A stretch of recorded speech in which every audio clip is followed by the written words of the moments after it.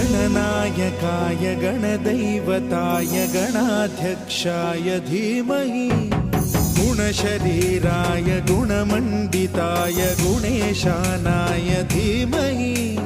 गुणातीताय गुणाधीशाय गुणप्रविष्टाय धीमहि